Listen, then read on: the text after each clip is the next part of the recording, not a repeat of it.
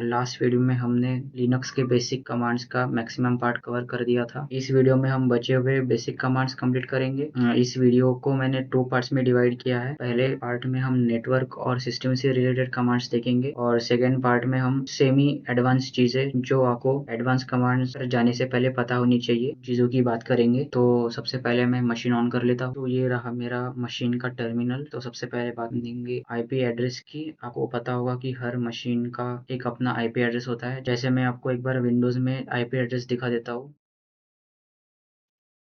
Windows में IP address check करने के लिए एक कमांड आती थी जिसको हम ipconfig कहते थे। यहाँ आप आईपी की सारी इन्फॉर्मेशन देख सकते हो। ऐसी सेम चीज लिनक्स में होती है, बस यहाँ थोड़ी कमांड्स में डिफरेंस होता है। जैसे वहाँ था आईपी कॉन्फ़िग, यहाँ होता है IF कॉन्फ़िग। यहाँ IF का मतलब होता है इंटरफेस। इंटरफेस वो पॉइंट होता है जहाँ कंप्यूटर इंटरनेट के साथ कनेक्ट होता है। तो मैं यहाँ एंटर करता हूँ। यहाँ आपको 2 इंटरफेस दिख रहे होंगे, ENS33 और एक लूप बैक। यहाँ LO का फुल फॉर्म होता है लूप बैक। आप यहाँ मशीन का आईपी एड्रेस देख सकते हो। यहाँ आप लूप बैक का आईपी एड्रेस देख सकते हो। ये ENS33 ये मशीन का फिजिकल इंटरफेस होता है और एक LO तो जिसको लूप बैक कहते हैं, ये एक आप इसको बोल सकते हो, ये एक वर्चुअल इंटरफेस होता है। जैसे कंप्यूटर इंटरनेट के थ्रू बाहर कम्युनिकेट करता है, वैसे ही कंप्यूटर कभी कभी खुद से कम्युनिकेट करने के लिए ये लूप बैक इंटरफेस यूज किया जाता है। मान लो कभी ये कमांड एग्जाम में वर्क नहीं करती तो आप इसके जगह और एक कमांड यूज कर सकते हो जिसको कहते हैं हम IP_ADR। इसको एंटर करने पे आप यहाँ लूप बैक का आईपी एड्रेस देख सकते हो और यहाँ ENS33 का आईपी एड्रेस देख सकते हो। अब मान लो मुझे किसी एक इंटरफेस की इन्फो चाहिए, जैसे कि मुझे इनपुट चाहिए ENS33 की। तो आप यहाँ इसकी भी इंफॉर्मेशन देख सकते हो। ये रहा आपका आईपी एड्रेस। आप आईपी अगर यहाँ आप IP लिख के भी एंटर करते हो तो फिर भी ये सेम इंफॉर्मेशन देगा जैसे पहले दी थी। अब कुछ कर्नल रिलेटेड इंफॉर्मेशन की बात करते हैं। कर्नल लिनक्स का कोर होता है। लिनक्स में कोई प्रॉब्लम आ जाती है तो उसके ट्रबल शूटिंग के लिए कर्नल वर्जन पता होना बहुत इंपॉर्टेंट होता है। कर्नल वर्जन जानने के लिए हमारे पास एक कमांड आती है uName। अगर आप uName के साथ ऑप्शन R यूज करते हो तो आपको कर्नल वर्जन बता देगा ये, और uName के साथ अगर आप ऑप्शन V यूज करते हो तो आपको इसका कर्नल बिल्ड इन्फो मिल जाएगा। और यूनियन के साथ ऑप्शन एस यूज करते हो तो आपको कर्नल का नेम मिल जाएगा। और अगर यूनेम के साथ ऑप्शन ओ यूज करते हो तो आपको ऑपरेटिंग सिस्टम का टाइप पता चल जाएगा, जो कि ऑफ कोर्स लिनक्स है हमारा। और आप यू नेम के साथ -n यूज करते हो तो आपको यहाँ होस्ट नेम पता चल जाएगा। होस्ट नेम चेक करने के लिए हमारे पास और एक कमांड आती है। आप चाहे तो होस्ट नेम एंटर करके भी चेक कर सकते हो, सेम इन्फॉर्मेशन आ रही है। अब कुछ ऐसी बेसिक कमांड्स की बातें करते हैं जो हर लिनक्स यूजर को पता होनी चाहिए। जैसे कि हु सिस्टम पे कौन लॉगिन है चेक करने के लिए आप देख सकते हो, रूट लॉगिन है। नेक्स्ट कमांड आप डेट यूज कर सकते हो डेट जानने के लिए। ये डेट ऑपरेटिंग सिस्टम की डेट है। इस कमांड से आप डेट चेंज भी कर सकते हैं, जैसे मैं आपको करके दिखाता हूँ। सबसे पहले ये डेट आपको कॉपी करना है और यहाँ पे पेस्ट करना है। अब मुझे यहाँ से डेट चेंज करने, समझो मुझे 2026 नहीं चाहिए, मुझे चाहिए 2036। और अभी 3 बजता हुआ अच्छा नहीं लग रहा, कुछ चेंज कर देते हैं। और डेट मुझे अच्छी नहीं लग रही तो यहाँ होनी चाहिए जनवरी। अच्छी नहीं लग रही तो मैं यहाँ 15 अगस्त कर लेता हूँ। फाइनली डेट सेट हो चुकी है। मैंने फॉर्मेट गलत लगा दिया था, वो फॉर्मेट सही होता अगर हमें 15 अगस्त का परफेक्ट डे पता होता। अगर आपको ये इन्फॉर्मेशन नहीं है तो आप डेट के साथ सेट यूज करके इक्वल्स टू में आप अपनी डेट इन्वर्टेड कॉमा में लगा के एंटर कर सकते हो, डाटा सेट हो जाएगा। मैं आपको फिर से आज की डेट में सेट करके दिखाता हूँ। Ctrl+Shift+C से यहाँ कॉपी होगा और Ctrl+Shift+V से यहाँ पेस्ट होगा और एंटर। तो आप देख सकते हैं हमारी डेट वापस ओरिजिनल पे सेट हो चुकी है। नेक्स्ट कमांड पे चलते हैं, क्लियर। ये कमांड आपके टर्मिनल को क्लियर करके रिसेट कर देगी। और नेक्स्ट कमांड है रिबूट। इस कमांड से आपका सिस्टम रिबूट हो जाएगा। हालांकि मैं यहाँ रिबूट नहीं करूंगा क्योंकि सिस्टम रिबूट होने में टाइम लगेगा। नेक्स्ट कमांड है एको। ये कमांड जो भी प्रिंट करवाना है वो इन्वर्टेड कॉमा में लिख दो, वो चीज आपको प्रिंट करके देती है। जैसे मैं यहाँ डबल इन्वर्टेड कॉमा में लिखता हूँ हेलो, एंटर। तो आप देख सकते हो कि जो इन्वर्टेड कॉमा में लिखोगे वो एक को कमांड प्रिंट कर देगी। अब कुछ semi advance file reading commands की बातें करेंगे। लास्ट वीडियो में हमने कैट कमांड देखी थी जो फाइल को टर्मिनल पे प्रिंट कर देती थी, लेकिन हमारे पास और भी कुछ कमांड्स होती है, जैसे कि हम पहले बात करेंगे लेस। ये कमांड फाइल के कंटेंट को टर्मिनल पे प्रिंट नहीं करती, ये फाइल को ओपन करती है। वैसे ही जैसे आप कोई पीडीएफ फाइल ओपन करते हो, उसको पढ़ते हो और फिर क्लोज कर देते हो। जैसे मैं आपको यहाँ करके दिखाता हूँ। जैसे ईटीसी में एक फाइल होती है, वो लिस्ट करके दिखाता हूँ। ये वाली फाइल फॉर एग्जांपल हमें इसे रीड करना है, तो मैं लिखूंगा लेस के साथ पूरा नाम लिखेंगे। ईटीसी में हमें पढ़ना है पास डब्ल्यूडी एंटर। तो ये फाइल यहाँ ओपन हो चुकी है। आप इसको अप एंड डाउन बटन से स्क्रॉल कर सकते हो, और इसे क्लोज करने के लिए आपको क्यू से क्विट करना होगा। इसमें यहाँ जैसे नॉर्मल था, हमारे पास नॉर्मल प्रॉम्प्ट आ चुका है, इसका मतलब हमारी फाइल क्लोज हो चुकी है। फाइल रीडिंग करने के लिए हमारे पास और एक कमांड आती है मोर। ये कमांड भी कैट के जैसे टर्मिनल पे कंटेंट प्रिंट करती है, पर ये फाइल को पार्ट्स में डिवाइड करके प्रिंट करती है। जैसे मैं आपको बार करके दिखाता हूँ। एटीसी में हम डब्ल्यू पढ़ेंगे मोर का यूज करके एंटर। आप यहाँ देख सकते हो, यहाँ इस कमांड ने पार्ट्स में डिवाइड करके अभी आपके सामने 44% लोड हो चुका है। अगर आप स्पेस या एंटर करते हो तो आपके सामने पूरी फाइल लोड हो जाती है। आप फाइल रीडिंग के लिए नेक्स्ट कमांड है एड। ये कमांड टर्मिनल पे टॉप के लाइन्स प्रिंट करती है। जैसे मैं करके दिखाता हूँ, मुझे पढ़नी है एटीसी, मुझे पढ़नी है पास डब्ल्यू फाइल, हेड का यूज करके एंटर। तो आप यहाँ चेक कर सकते हो कि इसने सिर्फ स्टार्टिंग की, जैसे मैं आपको एग्जांपल के लिए दिखा देता हूँ। फर्स्ट लाइन है रूट, यहाँ 10th लाइन है ऑपरेटर। तो मतलब बाय डिफॉल्ट ये 10 लाइन्स प्रिंट करता है, पर मान लो मुझे 10 नहीं चाहिए, मुझे चाहिए 12। तो मैं यूज करूंगा हेड के साथ ऑप्शन एन को समझने के लिए। सबसे पहले मैं इसको नंबरिंग दे देता हूँ हेड का यूज करके एन, और ईटीसी के पास डब्ल्यू में नंबर लगाने हैं। तो आप देख सकते हो यहाँ नंबरिंग आ चुकी है। अब हम हेड कमांड यूज कर स्टार्टिंग के 12 लाइन्स प्रिंट करवाएंगे। हेड ऑप्शन एन यूज करके मैं यहाँ वैल्यू एंटर करूंगा 12, और फाइल का नेम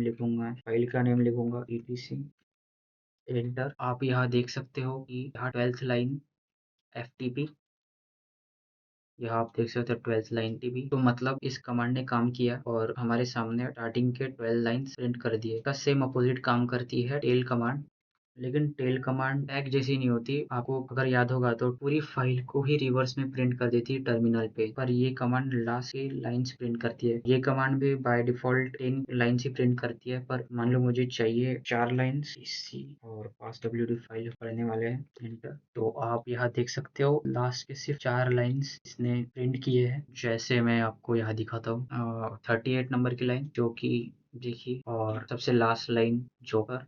तो ये ऐसे वर्क करती है। रियल लाइफ में ये लॉग्स रीड करने के लिए होती है। मैं एग्जांपल के लिए आपको लॉग रीड करके दिखाता हूँ। तो सारे लॉग्स एक वार नाम की डायरेक्टरी होती है जो मैं आपको दिखाता हूँ। आप ये देख पा रहे होंगे इस डायरेक्टरी में सारे लॉग स्टोर होते हैं। मैं आपको इसके अंदर की लिस्टिंग करके दिखाता हूँ। ये आपको यहाँ लॉग दिख रहा होगा। इसके अंदर एक फाइल होती है, या आपको ये फाइल दिख रही होगी सिक्योर नाम से। ये इस फाइल में यूजर लॉगिन या फिर सिक्योरिटी लॉगिन इसके लॉग्स स्टोर होते हैं। को एक बार ये फाइल पढ़ के दिखाता हूँ कैट का यूज करके। फाइल रीड करते हो आपको पूरा लिखना होता है। मैं पूरा पाथ लिखने वाला हूँ लॉग। आप फिलहाल देख सकते हो कि इस फाइल में कुछ भी स्टोर नहीं है, लेकिन अब मैं आपको दिखाता हूँ न्यू विंडो। इस विंडो में मैं यूजर ऐड से एक यूजर ऐड करूंगा, का नाम हम देते हैं मिस्टर एक्स और एंटर। अब मैं आपको ये फाइल फिर से एड करके दिखाऊंगा, लेकिन अब मुझे इस लॉग को रियल टाइम में पढ़ना है, तो उसका भी सोल्यूशन है मेरे पास। वो प्रोफेशनल की तरह रियल टाइम में लॉग्स रीड करने हैं, तो उसके लिए आप टेल के साथ ऑप्शन एफ यूज करोगे और फाइल का पूरा पाथ, और हमारी फाइल थी सिक्योर एंटर। हमारी डायरेक्टरी बाहर थी एंटर। आप यहाँ देख सकते हो जो नॉर्मल ग्रीन प्रॉम्प्ट होता है वो यहाँ नहीं आ रहा है, इसका मतलब हमारी फाइल अभी ओपन है। तो अब इसको थोड़ा बड़ा कर देते हैं। अब मैं इसको यूजर ऐड अब मैं एस यू का यूज करके इसको लॉगिन कर लेता हूँ। अब मैं इसको एस यू का यूज करके स्विच कर लेता हूँ, स्विच यूजर एंटर। तो आप फ्रेश लॉग्स देख सकते हो। अब मैं और एक बार यहाँ से लॉग आउट करता हूँ। आप यहाँ और एक न्यू लॉग देख सकते हो, session closed for user mister x. तो ये कमांड रियल लाइफ में ऐसी वर्क करती है, समझाने के लिए दिखाया था। टेल के साथ ऑप्शन F यूज़ किया था। इस ऑप्शन F का मतलब होता है फॉलो। तो फाइल ओपन रहती है जब तक आप इसे खुद से कैंसिल ना करते हो। कैंसिल करने के लिए आपको दबाना है Ctrl+C। तो अब आप देख सकते हो कि फाइल को क्लोज करके आप नॉर्मल प्रॉम्प्ट पे आ चुके हो। वीडियो का फर्स्ट पार्ट। अब सेकंड पार्ट पे बात करते हैं। सेकंड पार्ट में हम इन सिंबल्स की बातें करेंगे। ये सिंबल्स एडवांस कमांड्स पे जाने से पहले आपको पता होनी चाहिए। तो सबसे पहले बात करते हैं सेमीकोलन की। ये सेमीकोलन मल्टीपल कमांड्स एक साथ एग्जीक्यूट होने में मदद करता है, लेकिन एक सीक्वेंस में। जैसे मैं आपको मल्टीपल कमांड्स का एग्जांपल देता हूँ, जैसे कि मैं लिख रहा हूँ डेट और LSCPU। तो आप देख पा रहे होंगे कि ये कमांड वर्क नहीं कर रही है। इसका एक सिंपल रीजन ये है कि लिनक्स में किसी भी कमांड को देखोगे तो उस कमांड का एक हर अपना स्ट्रक्चर होता है। तो आप जो कमांड एंटर करते हो, उस कमांड का पहला वर्ड रिप्रेजेंट करता है कमांड को, सेकंड वर्ड रिप्रेजेंट करता है ऑप्शन जो आप कमांड के एक्स्ट्रा फीचर्स को एक्सेस करने के लिए यूज करते हो, और थर्ड वर्ड रिप्रेजेंट करता है आपकी आर्गुमेंट। आप यहाँ कुछ भी वैल्यू दे सकते हो या कोई फाइल नेम दे सकते हो, तो ये होती है आपकी आर्गुमेंट। इन शॉर्ट, मशीन यहाँ कंफ्यूज हो रही है कि ये इंसान कहना क्या चाहता है, कि लॉगिन कौन है वो पूछ रहा है, कि डेट पूछ रहा है, या फिर सीपीयू की इंफॉर्मेशन मांग रहा है, कि उबला हुआ अंडा मांग रहा है। इसलिए कमांड्स के बीच में सेमीकोलन यूज करते हैं। जैसे मैं यहाँ इसीलिए हम सेमीकोलन यूज करते हैं। जैसे मैं आपको यहाँ करके दिखाता हूँ, फिर सेमीकोलन डेट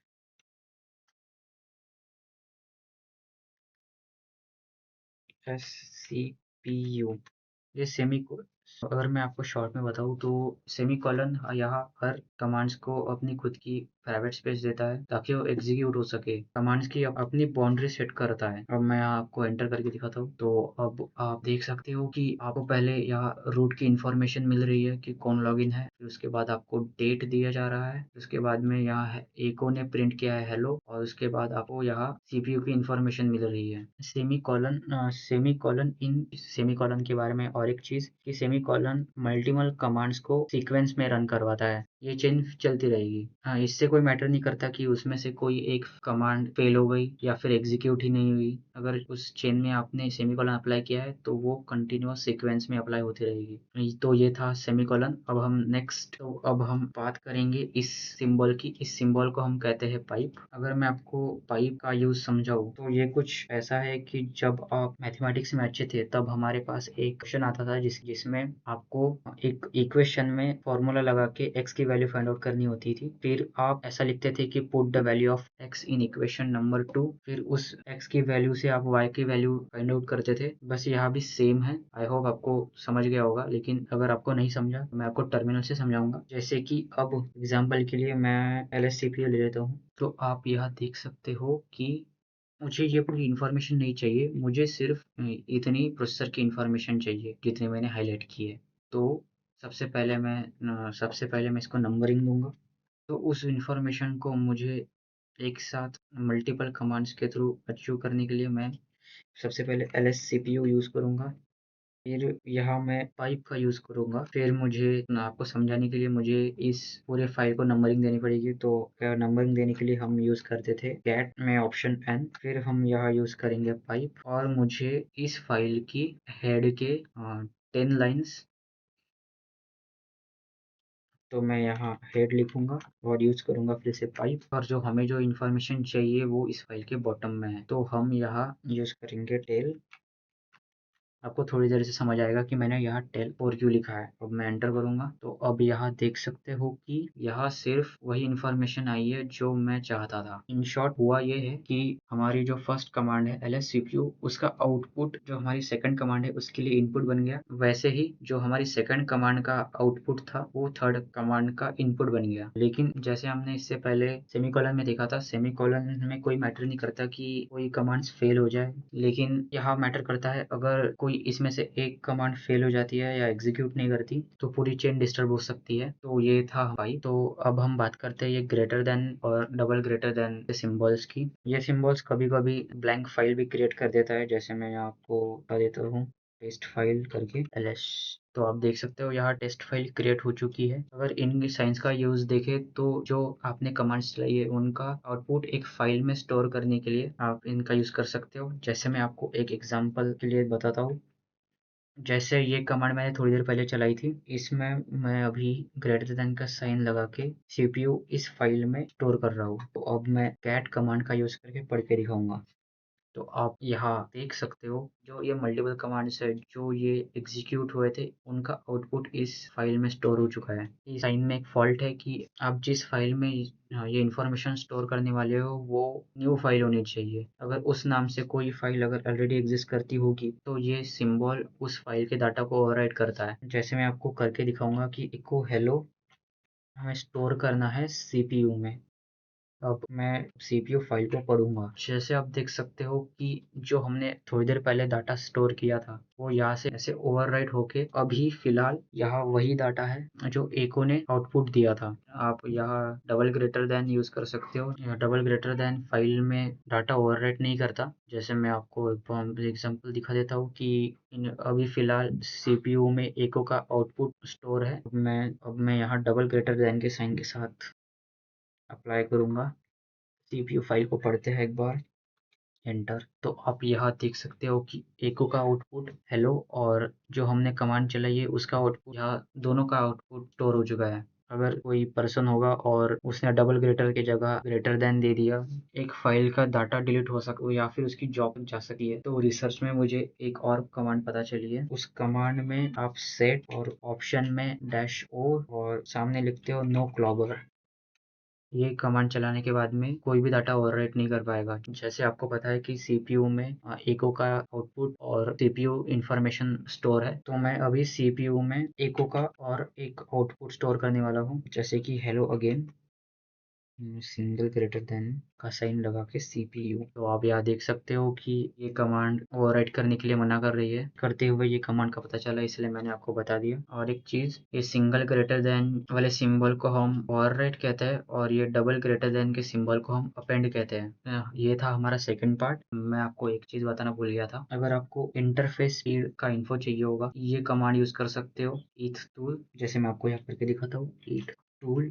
और आपको इंटरफेस का नेम लिखना है, जैसे ENS33 और एंटर करो। तो आप यहाँ देख सकते हो, यहाँ आपको स्पीड दिखाई दे रही है 1000 MB/सेकेंड। डुप्लेक्स तो वैसे नेटवर्क इस टॉपिक का पार्ट है, पॉइंट निकल चुका है, तो मैं थोड़ा सा एक्सप्लेन कर देता हूँ। डुप्लेक्स का मतलब होता है आपका कंप्यूटर नेटवर्क से कनेक्ट होता है और जब वो कोई पैकेजेस सेंड या रिसीव करता है तो इस ट्रांसपोर्ट को हम डुप्लेक्स कहते हैं। ये न्यू टेक्नोलॉजी होती है। यहाँ डुप्लेक्स के सामने फुल लिखा है। ये फुल ये रिप्रेजेंट करता है कि आपकी मशीन कैपेबल है पैकेजेस एक साथ रिसीव और सेंड करने के लिए। अगर यहाँ हाफ लिखा होता तो मतलब मशीन एट अ टाइम या तो रिसीव कर सकता है या तो सेंड कर सकता है। वैसे ये टॉपिक नेटवर्क में आने ही वाला है, तब मैं आपको एक्सप्लेन करूंगा। इस वीडियो में हमने लिनक्स से बेसिक कमांड्स कंप्लीट कर लिए हैं और कुछ सेमी एडवांस चीज़ें भी देखी। नेक्स्ट वीडियो से हम एडवांस कमांड स्टार्ट करेंगे। एडवांस कमांड्स को टाइम लग सकता है थोड़ा, और इस वीडियो के नोट्स मैं टेलीग्राम पे अपलोड कर दूंगा।